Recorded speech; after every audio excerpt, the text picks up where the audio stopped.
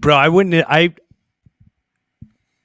I am with you too, as far as programming with the especially National Geographic and all that. Oh yeah. For the now that I'm waking up and I can see things for what they are, for the first time in my life, I love the show Planet Earth. I noticed two things. It is, but I noticed two things they pushed. The ball, climate change nonstop. Yep. Climate change, they always say, and one day the bird may not exist because of climate change. And one day this will that. So I get that. It's nonstop climate change. Meanwhile, Plymouth Rock is still where it's at. The other thing that blows my mind was they were pushing a gay agenda. And I'm telling you, I'm on the flight, and they sold the fact that this bird would attract another bird, and he does his little dance, and then the other males come and they kind of fight him, and then the bird is and then he ends up with another male, and it's like, and he lives the rest of his life. And I'm like, how can you say that the bird is gay and he stays gay for the rest of his life? Is Planet Earth studying the bird for the last 40, 50 years? Like, that was the most absurd, disturbing comment. But when you're under hypnosis and you're watching, you don't question it. I'm sitting there going, oh yeah, and gay. And the way they explained it was, for some, it's better to be gay than to be lonely, which, again, I have nothing against gay people, but to say that on planet Earth about a bird, I went, they're programming. That's total programming what they're saying. If a child is watching, I guess I can, but yeah, I'll do that. Like that. The point is, it was the first time I started realizing how many things are actually there to program you, to lure you in with the beauty, and then go, climate change and, birds could be gay. Jim, people are, we're born as trusting beings, right? I trust everybody until they burn me, right? And that could be to my own detriment. Same. But if I didn't trust, I don't want to live in a world where I can't trust people. So I assume you're a good person until, my senses tell me otherwise. Or, until you absolutely burn me. Think about this. In school, if you want to get A's, you have to memorize and regurgitate perfectly. If you question or challenge, you don't get an A. You get sent to the principal's office. You get suspended, right? You get demonetized. Or you get or you get told that you have ADHD and they have drugs. And they drug you, right? They can pay attention better. And the Rockefellers took over the education system, I think in 1901. And they made it so all schools are underfunded, right? We can buy jets, for billions of dollars. But, you want to buy books, you have to have a cookie sale. And then the only books available are the ones that they control. And they sell them at 1/10 of what they cost to make. So nobody can ever compete. Like, hey, Jim, let's put our own textbook together. It's going to cost us $50 a book or $20 a book. Well, the school can buy them for $5. So they're not going to buy our books ever. And that's how they control the information. Okay, so Dan, do you have another question? Or are you good? No, I do. All right, I want to hear it. Okay. You guys were interesting, touching on different topics because you started going on climate change and all that. When I popped on earlier, you guys were talking about the moon landing, or I would lean towards Dave here with the fake bullshit there. But one thing I can't, and maybe Dave's probably heard this before, I get why they try to control information or give us different information on other things. It's about money, power, control, right? Yes. You mentioned Rockefeller. It's why they destroyed all the, holistic medicine and all that, and created all the pharmaceuticals and whatnot. Why would the model of being a flat Earth versus globe, what is the whole, why? But so that's why I said, why are we being lied to? Let's just assume everything you're saying is true, right? Why the lie? Why the lie? Yeah. Why the lie? So we'll jump there and we'll get back. And what difference does it make? I still have to go to work on Monday. We're all programmed to say that. Well, guess what? I don't even know what day of the week it is today because I don't have to go to work on Monday. All right, but I work my ass off more than before, and I've never been happier. Why the lie? Because if they can convince you that you're spinning out of control, lost in space, where we're running out of food, we're overpopulated, we're running out of fuel. All of this crazy stuff is going on. You're insignificant. You come from pond scum. and you've just evolved. Let me tell you a cool story. Once upon a time, there was nothing. It exploded and became everything. And then everything started turning into perfect balls, into perfect orbits. And then lightning struck and created an amoeba, which is impossible. And that amoeba turned into a fish. And then the fish grew legs and climbed out of the water and found another sexy fish with legs and had a monkey. And that monkey climbed a tree and had a human. And that's, where Jim and I came from. Okay. So, if you believe that, you are disconnected from reality. And you could be convinced of anything. You look at a little kid. He's out there playing in the playground. He knows that the playground is not spinning and whirling and twirling, right? He sees the sky, the sun and the stars and the moon move across the sky. He sees that, but then he goes to school and they go, oh, no. They're not moving. You're spinning, right? You're spinning and whirling and twirling and chasing the speeds, right? We're spinning at 1,000 miles an hour. So when you watch the sunset, beautiful sunset, you're down at the beach, right, Jim? You're in Florida watching the sunset, and the sun isn't just moving away like it appears and sinking into the horizon. You're falling over backwards faster than a friggin' bullet, faster than the speed of sound. Okay, that's how the sun sets on a ball Earth. You're on the top of the ball and you're falling over backwards. You're also orbiting at 66,600 miles an hour. Funny number, right? You're chasing the sun at 500,000 miles. Whoa! Slow down. What was the number? 66,600 miles an hour, right? I never picked up on that. It gets worse than that. So we'll just sidestep that for a second because there's a million of these things, right? All right. It's here. This is one will be easier to see. Where is it? Interesting. The 6 times 6 times 600 is the circumference of the Earth, 0.66 inches per mile, 66.6 thousand miles per hour. 6 times 6 times 60 is the diameter of the moon. And there's 100 other ones. Weird. Okay. Why? What does that mean? I don't know. It's just weird. I'll just say it's weird. Right? Number of the beast with hell and fire. Thank you, Iron Maiden. I learned more about history from the band Iron Maiden than I did in school. Six, the number of the beast. All right, go ahead. So guys, listen to this. So we're moving at all of these speeds. So let me just put that into reference. This is called the hypersonic sled track. I got no sound here, but if you look it up, hypersonic sled track, the sound is shocking. Right? This is a rocket sled run by NASA. It goes by a Mach 8.6 times the speed of sound. Right? Watch it. Ready? Can't even see it. You can't fathom what that speed is. Well, guess what?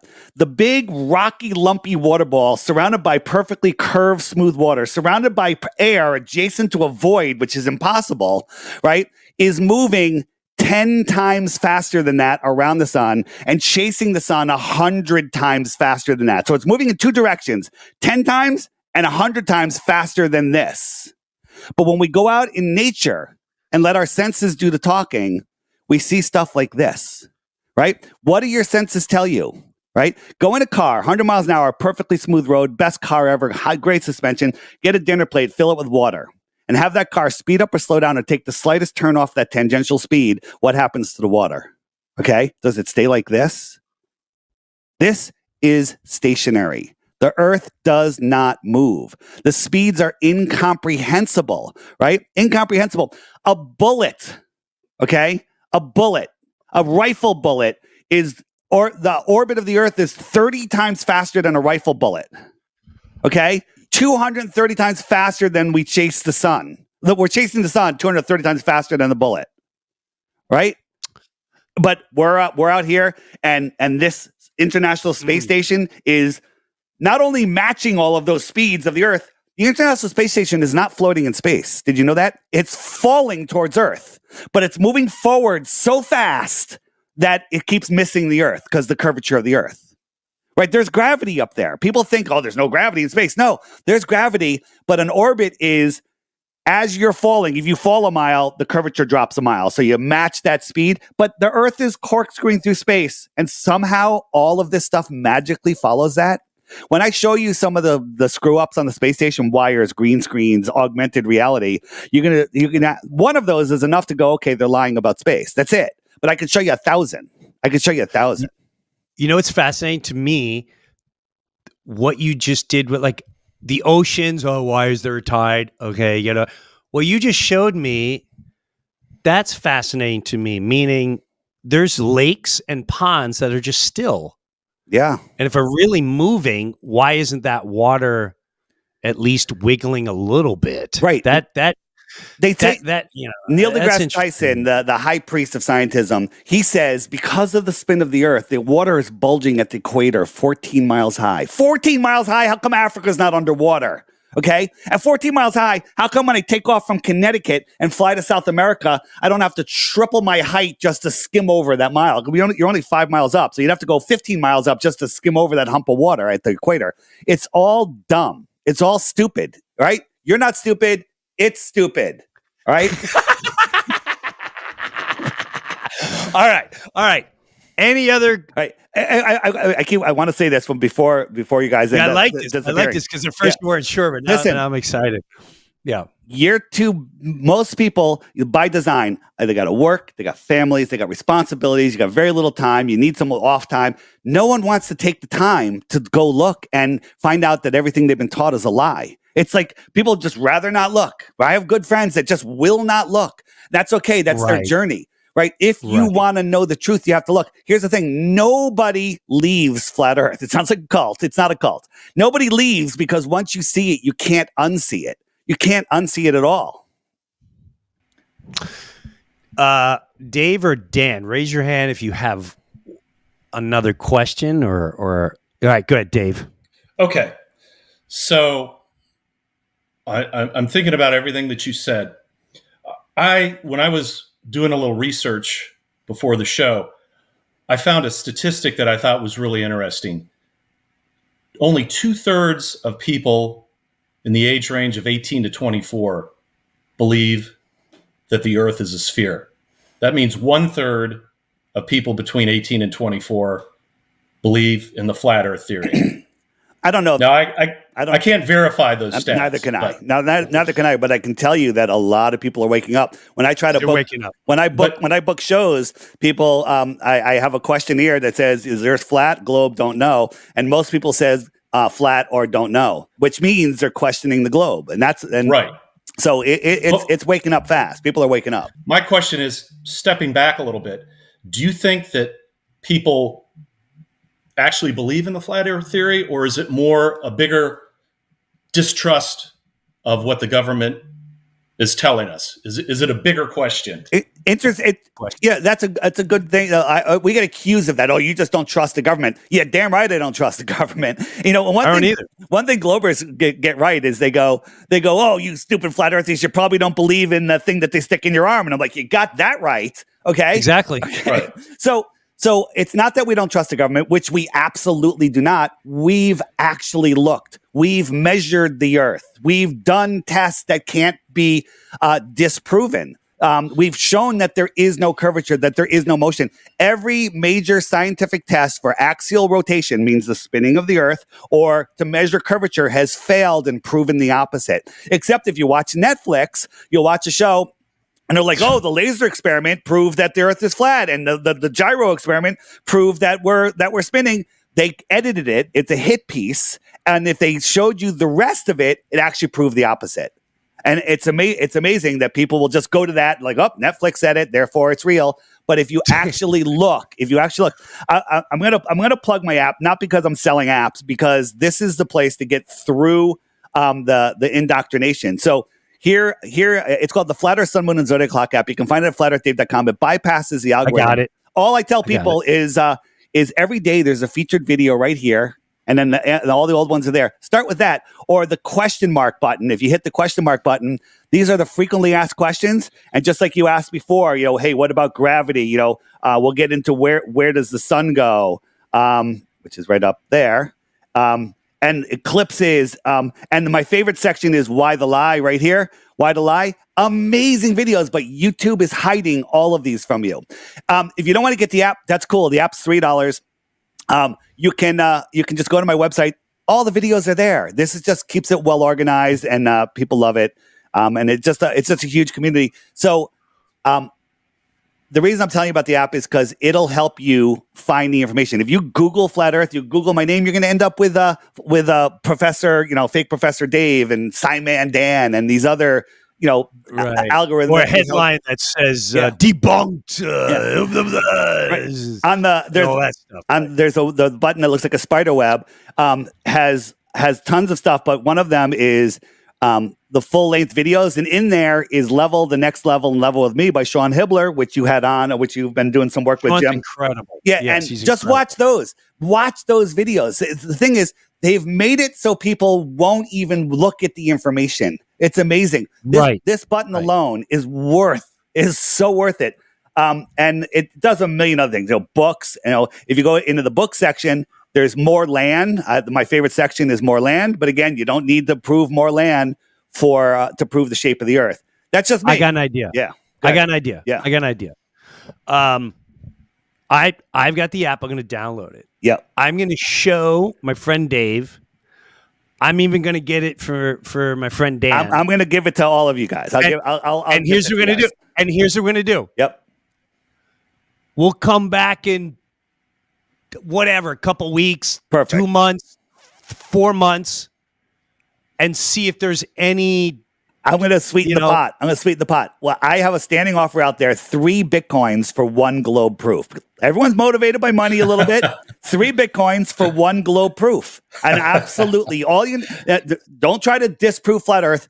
Prove the globe. I have to warn you: if you take my offer, you will be a flat earther. Because that's the only way to do it, is when you try to disprove flat Earth, you become a flat earther. Right? Did you see? This is on here. We have a social media thing. This is the friend finder. These are just the flat earthers near me. Ready? It's loading. There you go. These are the ones just near me. If I look at it worldwide, What do you mean they're near you? How do you know that? Like, what is that? That's a map. It's a map. Look, here's Long Island. Right? We're out here. All of these people have my app. And I could look at profiles, and I could talk with them. I could video call with them. I could do groups and all sorts of stuff. But if I look at it worldwide, Jim, check this out. And by the way, I say that 0.1% of the flat earthers have my app, maybe even less. Okay, this is just the people that have my app. Look at this, right?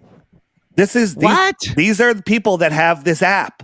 Why is flat Earth so big? If the Earth was a globe, there would be 0 flat earthers. Right? The UK. Look at the UK. You can't even see it anymore. Right?